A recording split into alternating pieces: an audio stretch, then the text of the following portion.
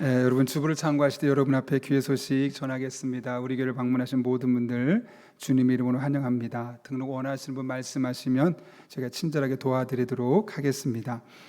좀 전에 보셨던 것처럼 우리 교회에서 지난달에 이제 필리핀으로 코피노를 섬기기 위해서 선교를 다녀왔습니다. 그리고 오늘은 천사헌금 전달식을 2부 예배 시간에 했는데요. 415명으로 되어 있지만 부부는 또 하나로 되어 있게 하니까 더 많은 인원이 참여해 주셔서 1755만 6천 원을 우리가 이제 선교사님에게 헌금해서 한 거를 보내드리려 합니다.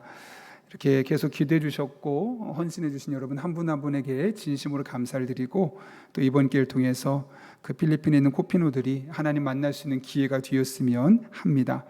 계속해서 이번 주는 오이코스 모임 주간입니다. 각 오이코스별로 정한 시간과 장소에서 적극적으로 모여주시기를 부탁드리고요. 수요일과 토요일에 리더 모임 있고요. 7월 19일부터는 자율 모임 기간입니다. 이제 그때부터는 또 쉬게 되니까 그 이전에 적극적으로 함께 모여주시기를 바랍니다. 오늘 3부 예배 후에 재직회가 있습니다. 안건은 이 자리인데요. 정문경 목사님 청빙건입니다. 그리고 우리 예결사항 관련된 내용이니까 여러분들 함께 끝나고 나서 여기 자리에 남아 계시면 되겠습니다. 협동 임명합니다. 은퇴협동 장로님 있으시고요. 은퇴협동 권사님 있으십니다. 협동 권사로 한옥희 박순주 권사님 임명합니다. 오이코스 새롭게 참여하는 분 계신데 혹시 오이코스 그동안 안 하신 분 있으시면 또 적극적으로 참여해 주시면 되겠습니다. 여러분들이 예배를 잘 드릴 수 있도록 늘 주차관리부에서 수고해 주시고, 날도 더울 때 또 비가 올 때 추울 때도 늘 헌신해 주셔서 진심으로 감사를 드립니다. 특별히 9시부터 9시 40분 사이에 봉사하실 분, 혹은 10시 반에서 11시 40분 사이에 봉사하실 분, 한 번 하면 다 같이 하는 건 아니고요. 자기가 될 수 있는 시간에 할 수 있는 분 있으시면 여러분 지원해 주시면 감사하겠습니다. 교육부서 여름사역을 위해 기도합니다. 안내드립니다. 어제와 오늘 영유아부, 지금 영유아부 여름성경학교 진행 중에 있습니다. 여러분 덕분에 정말 많은 아이들이 와서 열심히 잘하고 있는 것 같고요.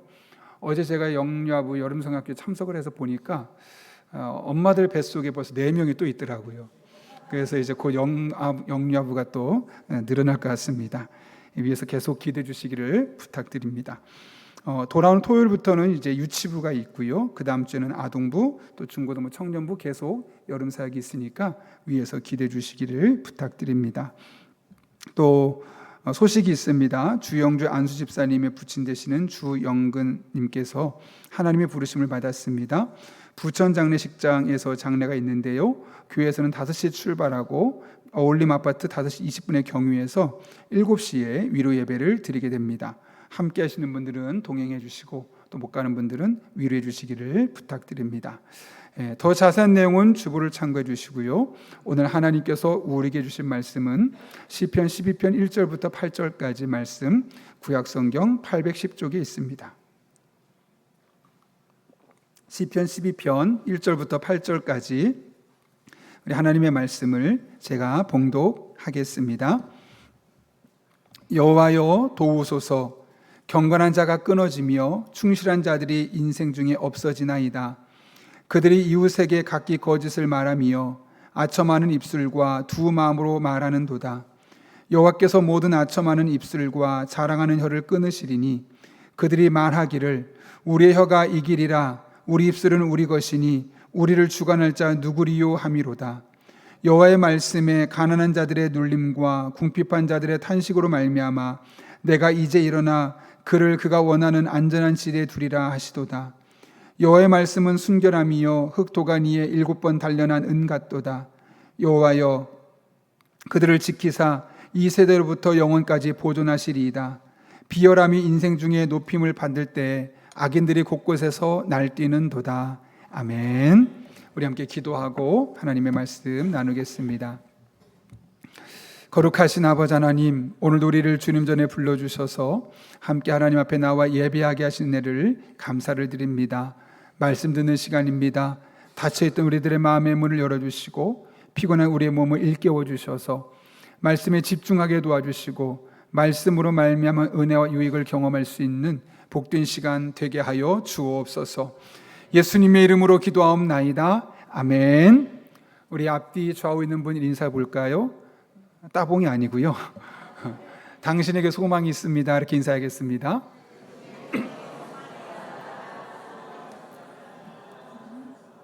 네, 제가 며칠 전에 아주 흥미로운 기사를 하나 보게 되었는데요. 일본에서 있는 이야기인데 다른 나무들보다 10배 빠르게 성장하는 숲에 대한 이야기였습니다. 일본의 식물학자인 미야와키 아키라가 개발한 미야와키 방식인데, 일반적으로 나무를 심을 때 적당한 거리를 둡니다. 그래야지만 중간에 바람이 잘 통하게 되고 또 병충해가 없기 때문에 잘 자라서 그렇게 하는데, 이 미야와키 방식은 다릅니다. 오히려 촘촘하게 합니다.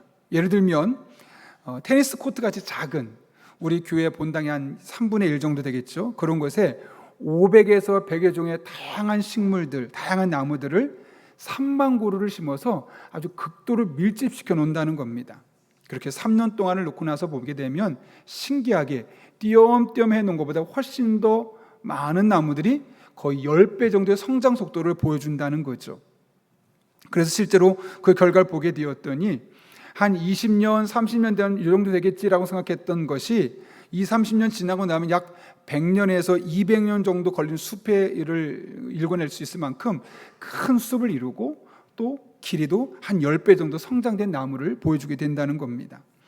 그렇게 미야와키는 생애 동안 약 1700여 곳에 15개 나라에 4천만 그루 이상의 나무를 심도록 지도하게 되었고, 그 결과 환경 해결에 기여한 과학자들에게 주어주는 블루 플래닛상을 일본인으로서 처음으로서 수상하게 되었다고 합니다. 단순하게 생각하면 우리 생각에는 좀 띄엄띄엄 간격을 주면 잘 자라겠지라고 생각했는데, 오히려 정반대로 촘촘하게 심어놨을 때 그 안에 서로 치열하게 경쟁하면서 때론 부딪히면서 교통을 당하긴 하지만 그럴 때 훨씬 더 큰 성장을 이루게 된다는 아주 그런 중요한 교훈을 남겨주게 되었던 겁니다. 그런데 돌아보면 우리들의 삶도 이와 비슷합니다. 우리는 한평생 살아가면서 큰 문제 없이 걸림돌 없이 지내면 좋을 것이라 생각하고, 그래야지만 아무 흠도 없이 편안하게 살아야지만 우리가 잘 성장할 거라고 생각합니다. 그러나 인생의 성장은 의외로 서로 부대끼면서 서로 고통 가운데 점점 더 큰 성장을 경험하는 것을 우리들의 삶을 통해 우리는 볼 수 있는 것이죠. 그래서 하나님은 종종 우리들의 삶에 깊은 고난, 그런 어려움들을 허락하시기도 합니다. 왜요? 그런 수많은 고난과 고통 속에서 부대끼다 보면 어느 순간 점점점 성장해질 수 있기 때문에 그런 것이죠. 사회를 말하는 사회라는 책이 있어요. 그 책을 보게 되면 우리가 살고 있는 이 사회를 분석하는데 30개의 주제를 가지고 분석합니다. 그런데 이 30개라고 분석해서 놓게 되면 어떤 일들이 일어나는가? 어떤 사회냐면 30개의 사회를 나누는 겁니다. 낭비 사회, 과로 사회, 피로 사회, 감시 사회, 분노 사회, 신이 없는 사회 등등, 이 사회를 분석하는 30개의 키워드를 가지고 놓고 있는 거죠. 제가 그것을 다 읽고 나서 느낀 점이 뭐냐면, 우리가 그러면 결국 매일매일 이런 30가지의 사회, 이 어려움을 겪으며 살아갈 수밖에 없겠구나라는 생각을 할 수밖에 없는 겁니다. 왜요? 이 수많은 30개 키워드가 지금 우리 사회를 움직이고 있는 키워드이고 주제들인데 그게 매일 반복되고 있다는 거죠. 그러니까 결국 우리들의 삶이 힘들 수밖에 없는 이유가 바로 이런 겁니다. 우리가 사는 세상은 이렇게 수많은 어려운 것들이 서로 부대끼면서 형성되어 있기 때문에 그런 것이죠. 오늘 본문의 말씀도 우리가 살고 있는 시대와 비슷한 어려움을 겪었던 시대를 살았던 한 인물의 이야기를 우리에게 소개하고 있습니다. 오늘 본문은 여호와여 도우소서라는 다윗의 애절한 간구로 시작하죠. 1절입니다. 이렇게 시작합니다. 여호와여 도우소서.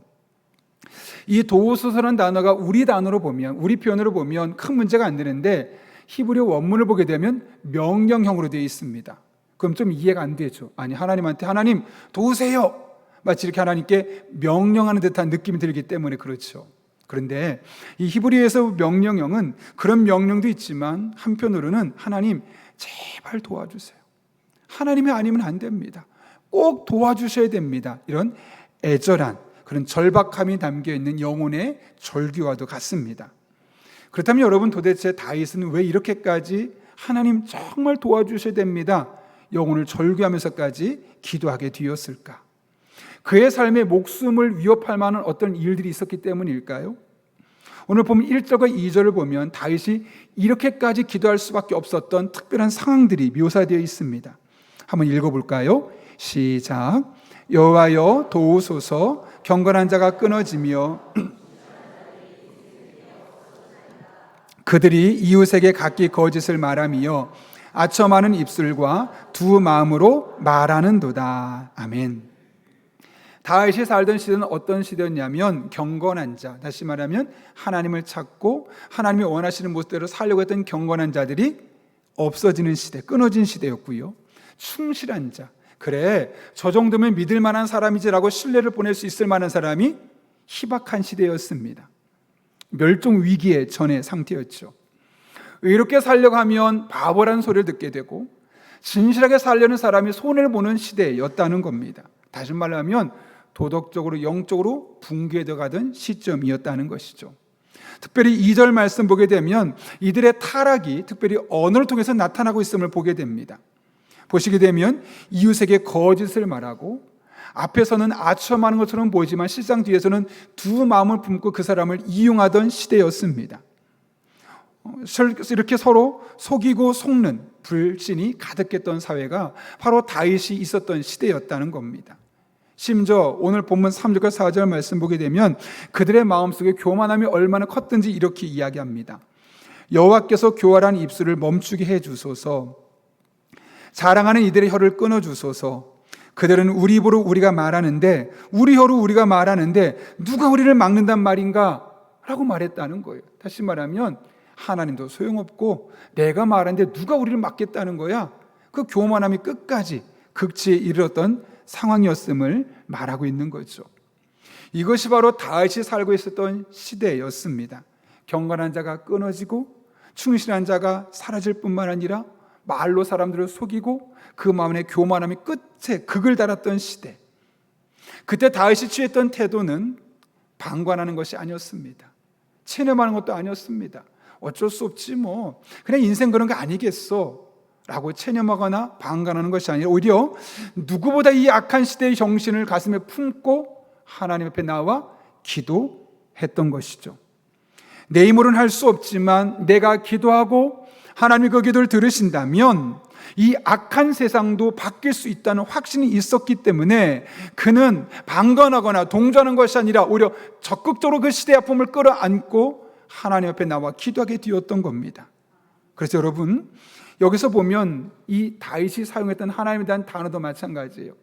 하나님이라는 엘로힘이라는 단어를 쓸 수 있는데 그는 여호와를 쓰게 되었습니다. 여호와라는 단어는 약속을 반드시 지키시는 하나님이라는 뜻을 갖고 있거든요. 그러니까 지금 다윗의 마음속에 내 입으로는 할 수 없지만 내가 하나님께 기도하면 하나님 그 기도를 들으시고 약속을 반드시 지켜주실 것이라는 분명한 영적인 확신이 있었기 때문에 그는 그 시대적인 아픔 속에서 방관하거나 체념하는 것이 아니라 오히려 주여 도와주십시오라고 간절하게 절규하며 기도하게 되었다는 겁니다. 이 다윗의 기도는 비슷한 영적인 현실을 겪고 있는 우리에게 무한한 도전을 줍니다. 여러분, 우리가 살고 있는 시대와 이 당시 다윗의 시대가 비슷한 것 같습니까? 전혀 궤를 달리하는 것 같습니까? 많이 비슷하죠. 미디어를 보게 되면, SNS를 보게 되면 그렇듯한 말을 하게 되는데 그 뒷면을 들여다보면 다 속임수입니다. 그리고 자신의 이득을 위해서라면 언제든지 다른 사람을 이용할 수 있는, 그리고 그런 것을 일컬어 지혜라고 말하고, 어리석은 사람을 그렇게 하지 않으면 어리석다고 말하는 시대를 우리가 살아가고 있습니다. 신실하게 믿음으로 살아가는 사람들이 점점 줄어들고 있습니다. 우리 때만 해도 기독교 인구가 몇 명이냐? 그럼 25%라고 이야기했습니다. 근데 요즘은 채 10%도 안 되는 10대 연령대는 그렇다고 합니다. 점점 하나님을 잘 믿는 사람들이 줄어져가는 시대를 살아가고 있죠. 이와 같은 때 우리가 어떻게 살아야 되겠습니까? 다윗처럼 다윗과 같은 마음을 갖고 이 시대 문제를 가슴에 품고 하나님 앞에 기도하며 나아가야 되지 않겠습니까? 여러분이 일제강점기, 특별히 그 후반기에 가게 되면 신사참배를 강요하게 되고 성씨 창씨를 계명하게 되고 우리 민족성을 말살하기 위해서 조선학회를 없애고 이런 수많은 일들이 있었습니다. 그때 수많은 박해 속에서 많은 지식인들과 종교 지도자들이 타협하고 변절했던 시기였습니다. 그 당시에 조선의 간디라 일컬어졌던 조만식 선생은 우리가 알고 있는 단순한 이 당시에 그냥 독립운동가를 넘어서서 평양에 있었던 삼정현 교회 수석 장로님이었습니다. 그는 이 시대의 아픔을 바라보면서 수많은 사람이 변절되고 타협하는 모습 보면서 이들이 있어서는 안 되겠다라는 영적인 위기의식을 갖게 되었고, 새벽마다 북한 정권에 의해서 순교할 때까지 새벽마다 하나님 앞에 나와서 이 나라를 하나님 책임져 달라고, 이 나라의 해방을 위해서 기도하고 민족들이 영적으로 각성하기를 위해서 새벽마다 깨어 기도했다고 합니다. 역사학자들의 이 통계 조사에 의하면 만약 그 당시에 조만식 장로님이 계시지 않았다면 주기철 목사님의 평양 대부흥 운동도 불가능했을 것이라고 이야기할 정도로 새벽마다 앞장서서 이 나라의 해방과 이 나라의 문제를 끌어안고 기도했던 분이죠. 이렇게 조만식 장로님은 개별적인 독립운동가를 넘어서서 일제강점기의 흑암 속에서 한 민족, 우리나라 민족의 영적인 기둥이었고 또 나침반 역할을 했던 아주 중요한 분입니다. 그야말로 오늘 다윗처럼 그 시대 문제를 끌어안고 하나님 앞에 간절히 기도했던 사람이죠. 이런 이야기를 하면 누군가는 아이 목사님, 그거는 적어도 조만식 선생님쯤 되니까 그런 일을 하는 거지, 저는 그런 거 택도 없습니다, 저는 못할 것 같습니다 라고 말할 수도 있습니다. 근데 여러분 정말 그럴까요? 반대로 생각해 보면요, 조만식 장로님이었기 때문에 그런 일을 한 것일까요? 아니면 그런 시대적인 아픔을 끌어안을 수 있는 분이었고 그 문제를 하나님 앞에 나가서 기도할 수 있는 분이었기 때문에 하나님이 그를 그런 조만식 장로님 같은 분으로 세워주게 되었던 걸까요? 우리는 자꾸만 결과론적으로 보게 됩니다. 그런데 여러분 돌아보게 되면 그 과정은 훨씬 더 중요하죠. 그가 하나님 앞에 그 시대 현실을 끌어안고 기도하는 사람이었기 때문에 하나님께서 한국 독립을 위한 길에 아주 중요한 인물로 사용하게 되었던 겁니다. 여러분, 우리가 살고 있는 이 시대, 우리의 자녀들이 살아갈 이 시대가 점점 악해지고 있습니다. 그런 악해지는 세상 속에서 하나님은 이 세상의 멸망을 막을 영적인 파수꾼을 지금도 찾고 계시죠. 그리고 그것은 다윗처럼 이 시대 문제를 가슴에 끌어안고 하나님 앞에 나와서 하나님밖에 없습니다, 하나님 도와주십시오, 하나님이 해결해 주셔야 합니다라고 기도하는 사람을 통해서 하나님은 이 세상을 막아가시고 이 세상을 이끌어 가십니다. 설교를 준비하면서 그 당시에 정말 많은 사람들이 있었는데 하나님께서 왜 다윗의 이것을 보게 하셨고 왜 다윗은 이걸 놓고 기도하게 하셨을까 생각해 보았습니다. 왜 그러셨을까요, 여러분? 다윗이니까요. 다윗은 그 아픔을 보게 되면 그냥 넘어갈 사람이 아니라 그것을 가슴에 끌어안고 기도할 사람이었기 때문에 다윗에게 그 시대의 문제를 보게 하셨고 그 문제를 보았던 다윗은 하나님 앞에 기도할 수밖에 없었던 겁니다. 여러분, 이 시대를 살아가면서 왜 오늘 우리는 이 말씀을 접하게 되었던 걸까요? 이 말씀을 보면서 우리로 하여금 기도하게 하시고자 하는 하나님의 마음이 있기 때문 아니겠습니까? 이 같은 현실을 바라보면서 어쩔 수 없지라고 바라보는 것이 아니라 이 같은 현실을 바라보며 마치 나의 문제인 양 우리 교회가 함께 마음에 품고 기도할 것을 원하셨기 때문에 오늘 이 말씀을 시편 12편을 함께 보게 하셨고 다윗의 마음을 우리에게 품게 하시는 것 아니겠습니까? 다윗이 그 마음을 품고 시대의 아픔과 시대의 절망을 마음에 담고 하나님 앞에 간절한 마음으로 도와달라고 기도했습니다. 하나님은 그 기도를 들으셨고 마찬가지입니다. 우리 또한 하나님 앞에 우리 시대 문제를 품고 껴안고 다윗처럼 하나님 도와주셔야 합니다. 하나님이 도와주지 않으시면 이 나라에 소망이 없습니다. 하나님 도와주지 않으시면 이 나라는 바뀌지 않습니다 라고 간절히 기도하며 나아갈 때 하나님 반드시 우리의 기도를 들으시고 침묵을 깨고 일어나 역사하여 주실 것입니다. 그런 의미에서 믿음의 사람들에게 이 세상의 크고 작은 문제는 단순한 문제가 아니라 우리의 기도 제목입니다. 나로 하여금 기도하게 하시라고 하나님께서 보게 하시는 것이죠. 바라기는 우리 한 사람 한 사람이 다윗과 같은 마음을 가지고 우리에게 주어진 일상 속에서 하나님 앞에 나와 간절히 기도할 때 하나님의 기도를 들어주실 것입니다. 무너진 나라를 회복시켜 주실 것입니다. 이 놀라운 은혜가 저 여러분을 통해 임할 수 있기를 예수님 이름으로 축원합니다. 다윗은 오늘 본문 시편 12편 말씀에서 자신이 살고 있었던 시대의 부정적인 단면들을 아주 자세하게 묘사하고 있습니다. 경건한 사람이 끊어져 가던 시대였고요, 진실하게 살려는 사람을 찾아볼 수 없었던 희귀종이라고 볼 수밖에 없던 시대였고요, 아첨하는 입술이 너무나 비일비재 있고 두 마음을 품고 다른 사람을 이용했던 시대였습니다. 그리고 악한 자들이 처벌을 받는 것이 아니라 활기를 치며 살고 있던 시대, 그러다 보니 그 시대에 정말 많은 사람들이 억울한 일을 당할 수밖에 없었고 고통스러운 상황에 놓일 수밖에 없었죠. 그때 다윗은 여호와여 도와주소서 간절히 기도했고 하나님은 그 다윗에게 말씀으로 응답하셨습니다. 그 응답이 오늘 5절에 이렇게 기록되어 있죠. 함께 읽겠습니다. 시작. 여호와의 말씀에 가르는 자들의 눌림과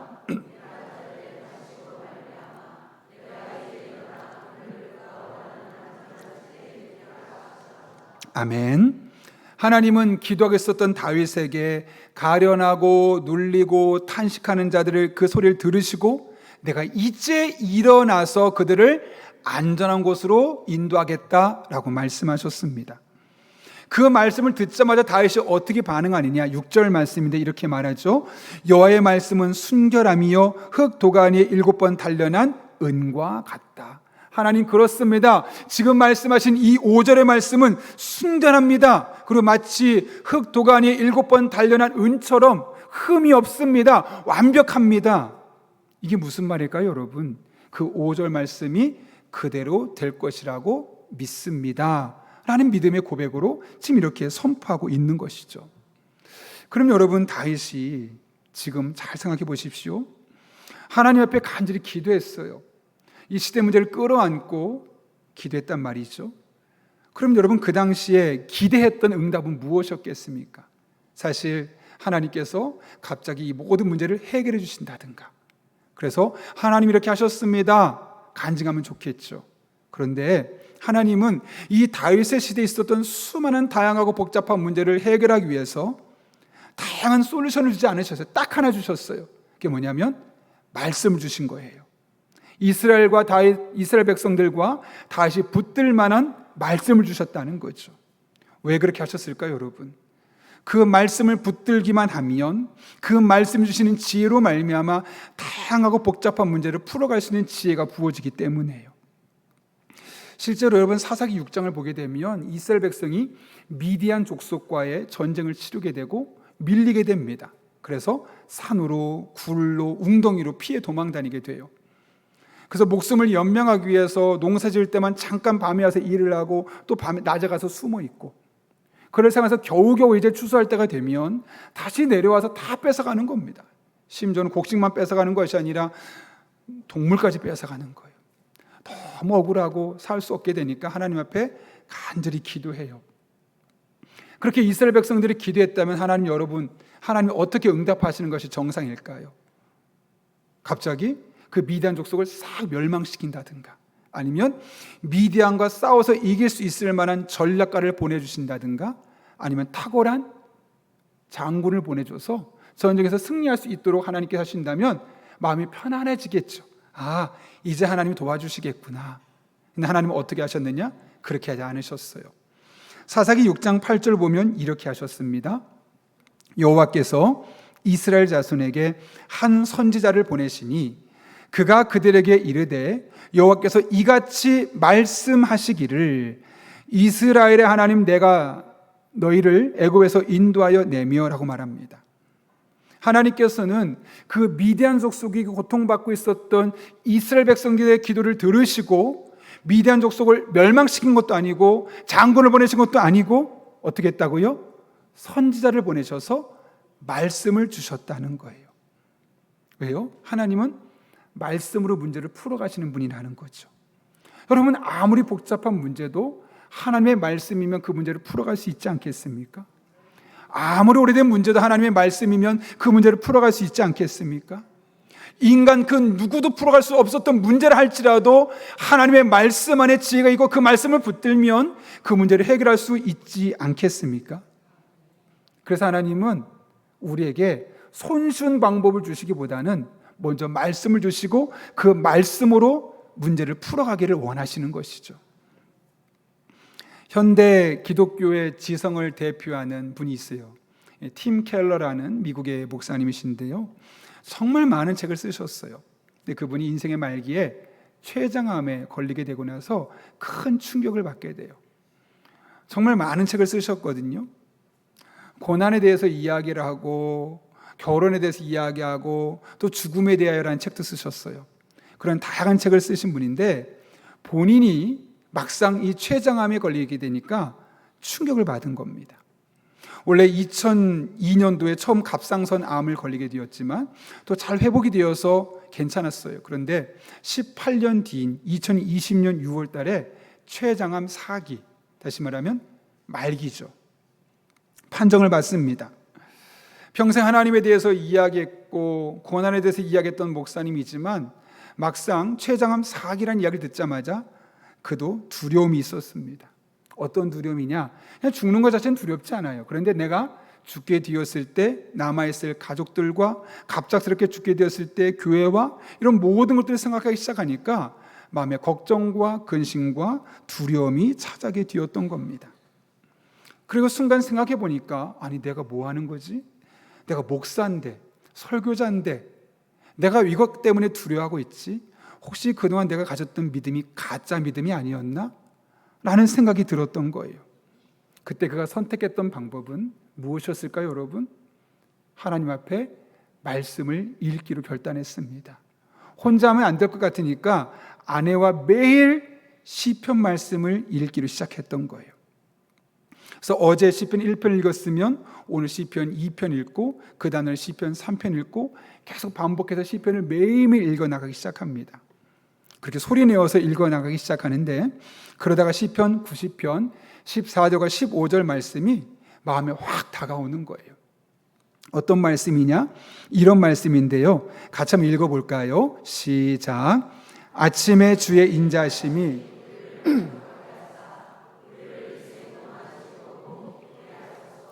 우리를 괴롭게 하신 날수대로와 우리를 기쁘게 하소서. 아멘. 이 말씀을 읽다 보니까 마치 하나님이 내게 주신 말씀 같고 이런 은혜가 날마다 내게 경험됐으면 좋겠다라는 사모하는 마음이 생기는 거예요. 하나님, 제가 언제 세상을 떠날지 모르는데 남은 시간 동안 즐겁게 해주시고 기쁘게 해주십시오. 그리고 제가 괴로웠던 시간들이 있는데 그 괴로웠던 시간만큼, 남은 시간만큼은 저의 삶을 기쁘게 만들어 주십시오. 그런 믿음의 고백을 그분이 갖게 되었던 거예요. 그래서 사모하게 되고, 그러니까 이 말씀을 반복해서 읽게 되고 이 말씀처럼 나의 일상이 될 수 있게 해달라고 기도하게 되고, 그러다 보니 어느 순간 이 말씀을 몸으로 직접 경험하게 되는 거예요. 여전히 암이 있어요. 췌장암 4기고 그냥 멈춰 있긴 하지만 더 커지진 않지만 여전히 멈춰 있어요. 암이 있어요. 그런데 너무 행복하다는 거예요. 너무 즐겁다는 거예요. 그래서 그분이 이렇게 이야기합니다. 미국에 있는 크리스천 투데이라는 잡지의 기관 글에 이렇게 써 있어요. 이 치료법이 암세포가 퍼지는 것을 막았습니다. 내 몸속 암은 여전히 존재하고 췌장암은 언제든지 발병할 수 있지만 꽤 오랫동안 그것을 막을 수 있었기 때문에 매우 감사합니다.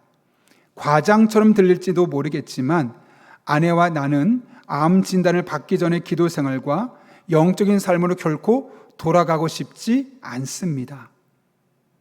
저와 아내는 지금 훨씬 더 나은 삶을 살고 있습니다. 우리의 상식으로는 이해가 안 되죠. 암 걸리기 전이 가장 행복하고 좋았던 때가 아니겠습니까? 근데 그분은 정반대로 그때도 좋았지만 지금 암이 여전히 있음에도 불구하고 지금이 가장 행복하고 지금이 가장 좋다는 거예요. 어떻게 그런 고백을 할 수 있었겠습니까? 여전히 췌장암 4기이고 말기인데도 불구하고요. 시편 말씀을 매일 읽어나가는 중에, 특별히 아까 이야기했던 시편 90편 14절과 15절 말씀을 반복해서 계속 읽어나가는 중에 죽음이 하나도 두렵지 않은 거예요. 그 말씀처럼 하나님, 아침마다 하나님의 인자함을 깨닫게 도와주시고 그 하나님이 나를 사랑한다는 그 사실만으로 만족함을 통해서 그냥 남은 일생 동안 즐겁게 해주십시오라고 기도했던 그 기도를 들으시고 하나님께서 그분의 마음속에 세상 그 누구도 줄 수 없는 기쁨, 즐거움, 행복, 평안함을 주셨기 때문에 죽음으로 인한 불안함과 우울함과 두려움을 다 극복해낼 수 있는 그런 영적인 자신감이 그분 안에 있었기 때문이죠. 물론 그분은 그 이후에 3년을 더 사시다가 2023년 세상을 떠나셨습니다. 여러분, 우리가 살고 있는 시대가 지금 어떻죠? 다윗이 살고 있던 시대와 비슷합니다. 거짓말이 진실을 이기고 악이 선을 이기는 것처럼 보입니다. 믿음으로 살아가는 것이 어리석어 보이고 믿음으로 살지 않는 것이 현명해 보입니다. 또 개인적으로는 다양한 문제가 있죠. 질병이 있는 분도 있고 또 경제적인 어려움 때문에 어떤 인간관계의 상처 때문에 힘든 시간을 보낸 분도 있고 또 미래에 대한 불안감으로 인해서 힘겨운 하루하루를 살아가고 있고 그 마음에 공황장애를 겪고 있는 분도 분명히 있을 겁니다. 그래서 우리는 하나님 앞에 이 모든 문제를 놓고 기도하죠. 나의 삶의 문제를 놓고 기도하고 또 이 나라 이민족을 품고 기도할 겁니다. 우리가 기대하는 것은 하나님께서 금방 나타나셔서 이렇게 바꿔줄게 혹은 환경을 확 바꿔주면 좋으련만 더 많은 경우는 어떤 변화도 일어나지 않습니다. 대신 주일마다 우리에게 말씀을 주시죠. 새벽마다 우리에게 말씀하여 주시죠. 여러분, 우리가 할 일은 무엇이겠습니까? 바로 이 말씀을 품고 살아가는 겁니다. 하나님의 말씀을 붙들면 그 말씀이 우리에게 힘을 주고요, 그 말씀이 우리에게 위로를 주고요, 그 말씀 앞에 기쁨을 경험할 수 있고요, 세상 그 어떤 곳에서도 경험할 수 없었던 진정한 행복을 하나님의 말씀을 붙드는 사람에게 부어지게 되어 있는 겁니다. 그런 여러분의 마음속에 여러분의 힘으로 해결할 수 없는 문제가 있는데 다양한 세상의 방법 너무 의지하지 마십시오. 먼저 하나님의 말씀 앞에 나아가십시오. 불안하면 불안할수록 하나님 말씀을 반복해서 읽으시고 하나님, 이 말씀대로 도와주십시오. 이 말씀대로 되게 해주십시오. 낙심되면 낙심될수록 더욱더 하나님의 말씀을 묵상하고 하나님께 나아가고요, 두려우면 두려울수록 하나님의 말씀을 붙드십시오. 순결한 말씀, 7번 단련한 은과 같은 완벽한 하나님의 말씀이 결코 헛되이 돌아가지 않습니다. 그 말씀대로 여러분 한 분 한 분을 안전한 곳으로 인도하여 주실 것이고 그 말씀대로 여러분을 고쳐주시고 여러분을 선한 길로 인도하시고 그 안에 희망을 꿈꾸게 하시는 하나님을 만나게 될 것입니다. 그래서 말씀을 붙드는 자는 반드시 하나님의 은혜를 경험하게 되어 있습니다. 지금 당장 내가 원하는 결과가 없어도 그 말씀 안에 지혜가 있고 말씀 안에 능력이 있고 말씀 안에 치유가 있고 회복이 있기 때문에 말씀만 붙들면 우리에게는 소망이 있습니다. 설교를 준비하면서 시편 107편 말씀이 확 마음에 와닿았어요. 저는 이 말씀을 여러분 한 분 한 분, 특별히 여러분의 삶 가운데 몸이 아픈 분들, 마음이 아픈 분들, 미래를 바라보며 두려운 분들, 인생에 낙이 없는 분들, 이 말씀을 함께 붙들었으면 좋겠어요. 우리 화면을 보고 같이 한번 천천히 읽겠습니다. 같이 읽습니다. 시작. 이에 그들이 그들의 고통 때문에 여호와께 부르짖음에 그가 그들의 고통에서 그들을 구원하시되 그가 그의 말씀을 보내어 그들을 고치시고 위험한 지경에서 건지시는도다. 아멘. 하나님은 그 부르짖음을 들으시고 그들을 구원해 주셨는데 무엇을 보내신다고요? 말씀을 먼저 보내세요. 그리고 그 말씀을 통해서 그들을 고쳐주시고 위험한 상황에서 건져 주십니다. 여러분, 말씀밖에 없습니다. 말씀을 붙드십시오. 말씀 앞에 소망이 있고, 말씀 안에 지혜가 있고, 말씀 안에 치유가 있고, 말씀 안에 능력이 있고, 말씀 안에 하나님의 인도하심이 예비되어 있습니다. 남은 한 평생 그 하나님 붙들고 그 하나님 말씀을 의지하며 하나님의 은혜를 고백하며 살아갈 수 있는 귀한 분들 될 수 있기를 예수님의 이름으로 축원합니다. 우리 그 말씀을 붙들고 이 나라의 회복을 위해서, 또 우리 영혼의 회복을 위해서 함께 고쳐달라고, 이 땅을 고쳐주시고 나의 삶을 고쳐주시고 회복의 은혜를 경험할 수 있게 해달라고 우리 사모하는 마음을 함께 찬양하겠습니다. 나의 백성이 다 겸비하여 내게 기도하며 나의 얼굴을 구하여서 그 악한 길 떠나며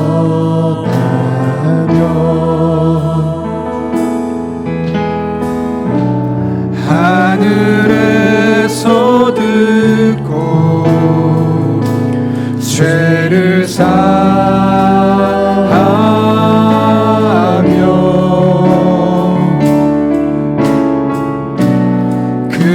그들의 땅을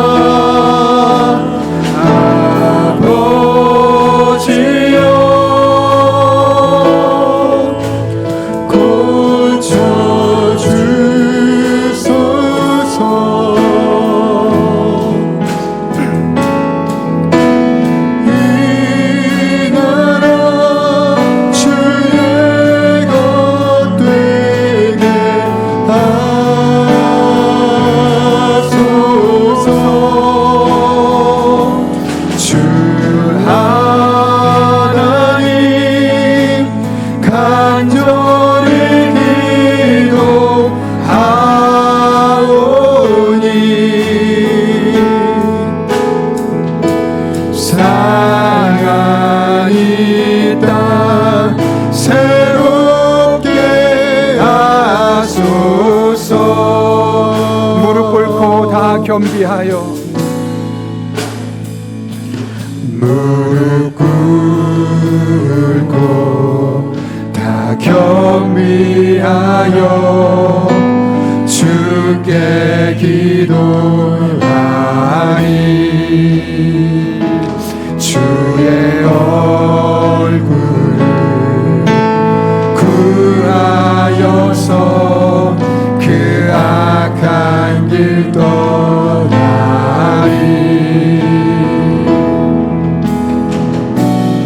주님의 자비로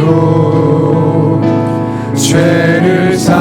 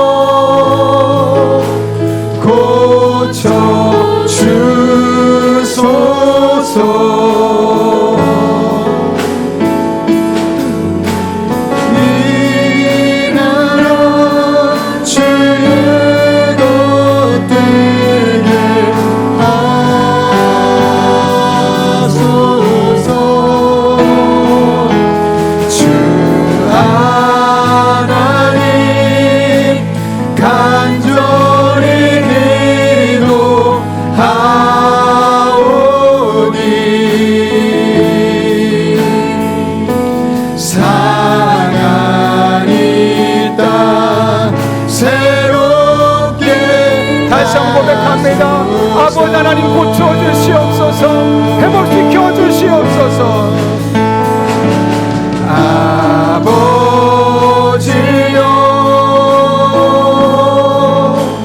고쳐 주소서.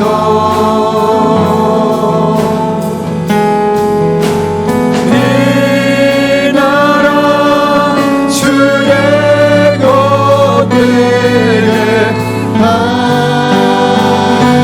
하소서. 주 하나님 간절히 기도하오니